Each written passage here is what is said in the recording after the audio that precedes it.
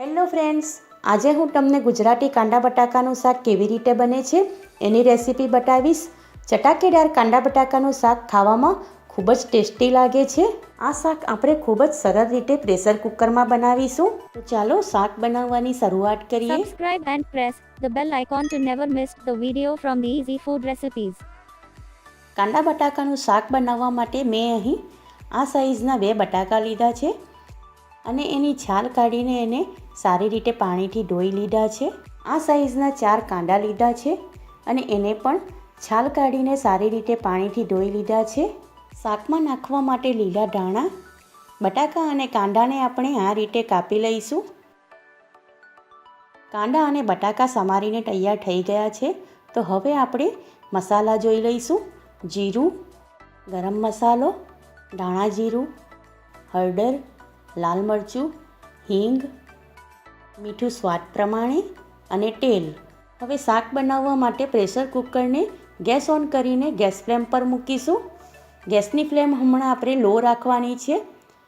Pressure કુકરમાં 4 tablespoon જેટલું તેલ નાખીશું. તેલ ગરમ થઈ ગયું છે તો હવે એમાં આપણે અડધી ટીસ્પૂન જેટલું જીરું નાખીશું. જીરું ચટકવા લાગે એટલે આપણે એમાં કાપેલા કાંદા અને બટાકા એડ કરીને સારી રીતે તેલ સાથે મિક્સ કરી લઈશું.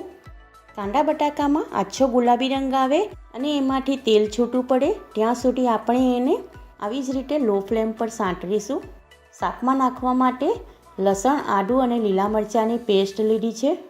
આ મસાલો હું હંમેશા રેડી કરીને રાખું છું અને એને કેવી રીતે રેડી કરવો એની ટ્રીક તમે મારી ચેનલ પર જોઈ શકો છો.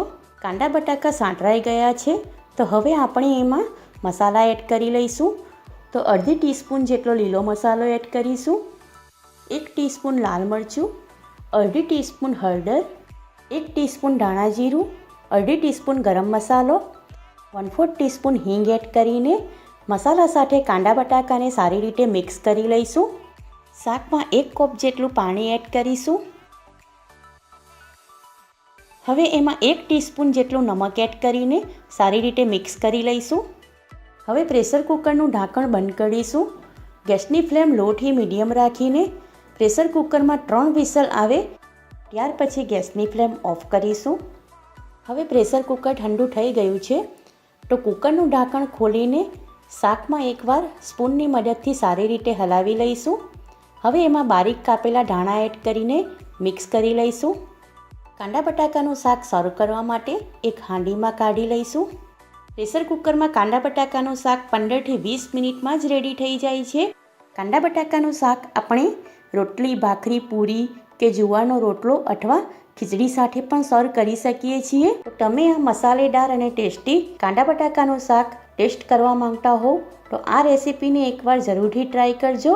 અને જો તમને મારી રેસીપી પસંદ આવે તો લાઈક અને શેર કરજો અને આવી જ નવી રેસીપીઓ જોવા માટે મારી ચેનલને જરૂરથી સબસ્ક્રાઈબ કરજો.